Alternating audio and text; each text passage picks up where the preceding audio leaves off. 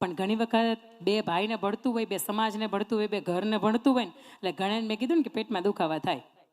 બે ભાઈને ભળતું હોય એટલે તરત કોકને એમ થાય કે અહીંયા ખીલી મારો.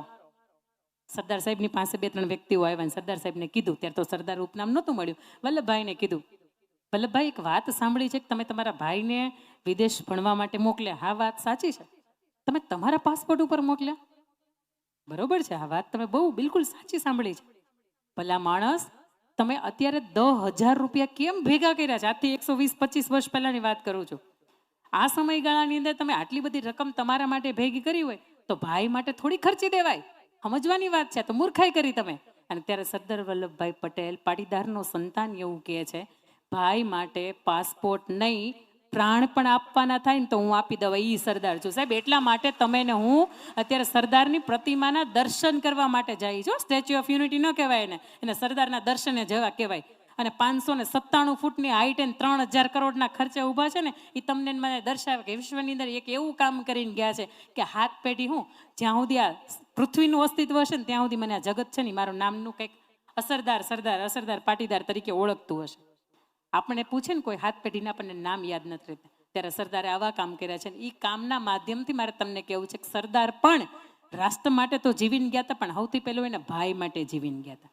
કારણ કે અમારા ગોવિંદ કાકા ધોળકિયા સુરત છે ને, ઘણી વખત એની સાથે મળવાનું થાય ને તો એ હંમેશા એવું કે તમારી પાસે ઈશ્વરની દયાથી ખૂબ હોય ને, ઈશ્વરની ગણાથી તમને ખૂબ અનંત ગણું આપ્યું હોય કે તમારે આ 1-2 પેઢીની તો કોઈ ચિંતા જ નથી. એટલા ધંધા હોય, કેટલા મકાન છે એ તમને યાદ ન રહેતા હોય, આટલી બધી અઢળક સંપત્તિને વૈભવ હોય અને કોઈ સુંદર મજાનું કાર્ય થતું હોય, તો સૌથી પહેલી જરૂરિયાત છે ને તમારા પત્નીને, તમારા સંતાનોને, તમારા મા બાપને, એને છે તમારી.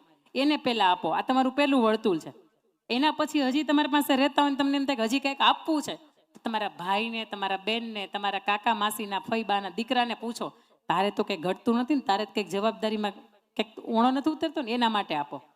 એના પછી હજી તમને એમ થાય કે સમાજ માટે કંઈક કરવું છે તો તમારી એક અટકવાળો હોય ને એને તમે આપો. એના પછી હજી તમને એમ થાય કે મારે કંઈક આપવું છે, તમારી પડોશમાં રહેતો હોય ને એને આપો. એના પછી હજી તમને એમ થાય કે મારે કંઈક આપવું છે, ગામ માટે આપો, ગામ ઉત્કર્ષની વાત માટે આપો. તમને એમ થાય કે એના પછી હજી કંઈક આપવું છે તો તાલુકા માટે અપાય, જિલ્લા માટે અપાય. પછી તમને એમ લાગે કે હજી ઈશ્વરની કૃપાથી ઘણું છે, ખૂટે એમ નથી અને આપવું છે તો રાષ્ટ્ર માટે અપાય, તો 52 ગજની ધજા ચડાવવા માટે દ્વારકા જવાય. બાકી સાહેબ, તમારા ઘરની અંદર 2 ભાઈ રહેતા હોય ને બોલવાનો સંબંધ ન હોય તો એ દ્વારકાધીશ તમારી ધજાનો તિરસ્કાર કરે છે, સ્વીકાર ક્યાંય કરતો નથી. અને પ્રત્યક્ષ દાખલા મેં જોયા છે. ક્યાંક ભાઈની હાથે અણ બનાવું છે, એ પૂજારી પૂછે કોણ કોણ આવ્યા છો, એટલે તરત એવું કે આ 50 જણા આવ્યા છે, તમારો પરિવાર ક્યાં છે, આવી જાઓ. પરિવારમાં કોઈ નથી ભાઈ, અમે એક જ છીએ. તમારા ભાઈઓ કુટુંબમાં કોઈ નથી? તો કે નહીં. એ અંદરથી નિહાપો નાખીને એ એમ કે તમને એવું લાગે દ્વારકાધીશ તમારી 52 ગજની ધજવાનો સ્વીકાર કરે? એમ નો કરે. એ એવું કે છે કે ભેગારીઓ ને માં ભલાઈ છે. સાહેબ, આ પહેલી દિવાલ હતી કે ઘરનો ભાઈ કેવો હોય તો ઘરની કેવી દિવાલ મજબૂત રહે. તમને રામાયણના રામ શીખવે કે જીવનમાં કષ્ટ સહન કરવા હોય ને તો આપણે કરાય, પણ આપણાથી નાનો હોય ને એને કષ્ટ ન સહન કરવા દેવાય. રામાયણમાં તમને રામ શીખવે કે કેવું ચરિત્ર હોય, કેવું પ્રભાવશાળી વ્યક્તિત્વ હોય કે તમારી 14 વર્ષની પીડામાં તમારે આખો તમારો સંપ્રદાય છે ને એ પણ પીડાની અંદર રહેતો હોય, એ પણ સુખ ન ભોગવે.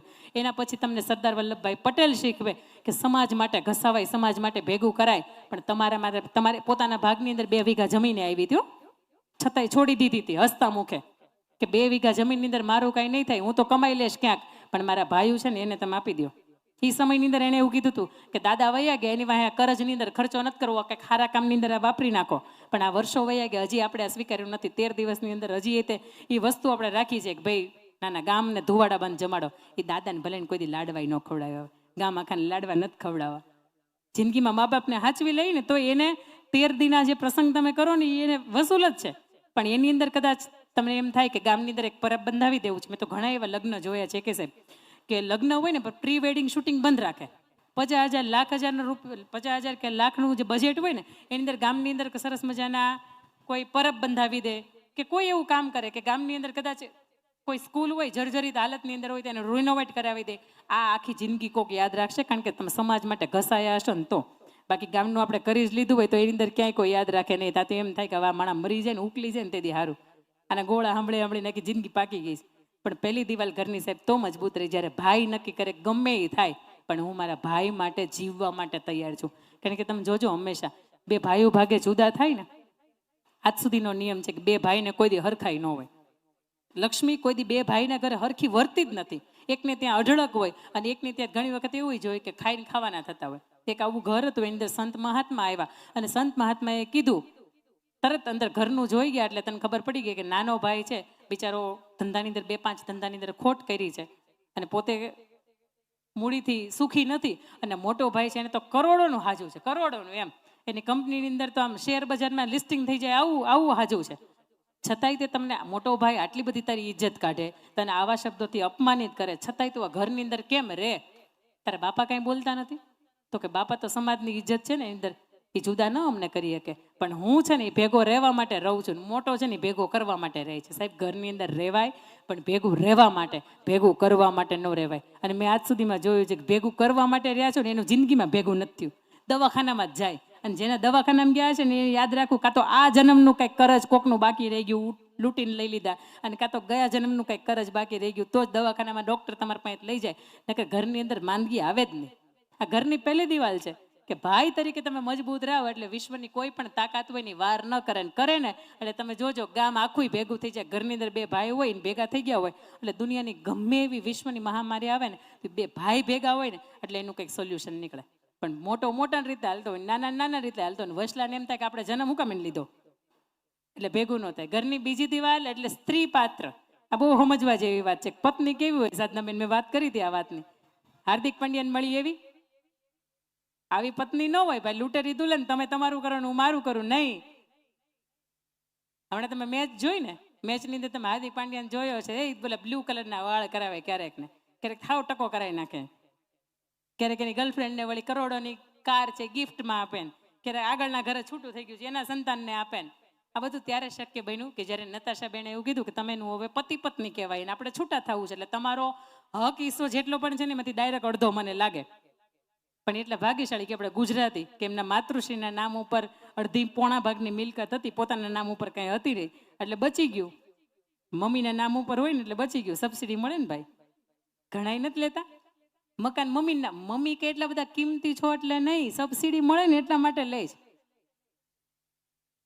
બધું હાલે છે એટલા માટે ભાઈ બચી ગયા કે એના પત્નીને કઈ દેવું ન પડ્યું અને હસતા મુખે છૂટાછેડા થઈ ગયા. પણ અત્યારના છૂટાછેડા મેં કેવા જોયા છે ખબર છે? મને નથી ખબર તમે જોયા છે કે નહીં, પણ હા અત્યારના મેં છૂટાછેડા એવા જોયા છે. પોખણા કરીને આપણે લાવીએ, 6-8 મહિનાની અંદર હાલે, વર 1.5 વર હાલે, સંતાન થયું ન થયું, હવે નથી ભળતું આની યારે, હવે આ નથી ગમતો, હવે અહીંથી છૂટું કરી નાખવું છે. કારણમાં કાંઈ ન હોય, રાઈનો પહાડ તમે બનાવો ને આવું આવું કારણ હોય. અહીંયા બેઠા છો ને સાંભળજો, અને કદાચ એકાદાને જો લાગુ પડતું હોય તો પ્રેમથી માથે ઓઢી લેવાની છૂટ. હવે નથી ભળતું કારણ એટલા બધા મોટા હોતા જ એ કારણનું સોલ્યુશન આવી શકે, હસતા મુખે આવી શકે. પરિવારની અંદર 5 વ્યક્તિ બેસીને બેસાડે ને તો એ સોલ્યુશન એનું આવી શકે, પણ છતાં એવું છૂટું કરી નાખવું છું. શું કામ એને ખબર? 15 લાખ, 20 લાખ, 25 લાખ, 35 લાખ આ દેખાય. એ માણસ છે ને એની કરતા 30 લાખ 35 લાખની કિંમત વધારે હોય, એ આપી દો એટલે તમે નું છૂટા. હજી તો અહીંયા આપ્યું ન હોય ને પેલા ઘર ઘણું બીજી જગ્યાએ કરી નાખ્યું હોય. ત્યારે મને એમ થાય કે અહીંયા જવાની ઉતાવળ હતી, અહીંથી છૂટું થવાની ઉતાવળ હતી, કે 30-35 લાખ લેવાની ઉતાવળ હતી. આપણે બે હાથ જોડીને મારે કહેવું છે, પત્ની તરીકે સાસરિયામાં નથી સચવાતા અથવા તો નથી રહેવું, કોઈ પણ રીઝન એવું છે કે જેમાં તમે સાચા છો, હાલો તમને માયના મેં સાચા છે, વયું જવું છે ને એ પરિવારને દુઃખી કરીને ક્યારેય ન જવાય, એ પરિવારનો ક્યારે ટકો કરીને ન જવાય. આ તો બહુ ગુજરાતી ભાષાની વાત છે. અને એ પરિવારની અંદર આપણે આવ્યા હતા અને 5-15 લાખનું જો લાવ્યા હતા ને તો જ 5-15 લાખનું લઈને જવાય. બાકી તમે જે કબાટ લઈને આવ્યા હતા ને 3 વર્ષ પછી કબાટની કિંમત 15,000 નથી રહી. એટલે છૂટું કરવા માટે દીકરીને કદાચ એમ ન થતું હોય કે આપણે 30 લાખ લઈ લઈ, 35 લાખ આપો તો છૂટું થાય એમ. કદાચ તમારા દીકરીના પિતાશ્રીને કે એમના મમ્મીનું જો એવું કહેવાનું હોય ને કે ત્યાંથી 30 લાખ રૂપિયા કાટલું ઘરેણું પાછું આપે તો જ આપણે છૂટું કરવું છે. બે હાથ જોડીને મારા મા બાપને એવું કહેવું છે કે પ્રશ્નો જીવનની અંદર ઘણા બધા આવે. તમે તો રામ યજ્ઞ બેસાડ્યું છે,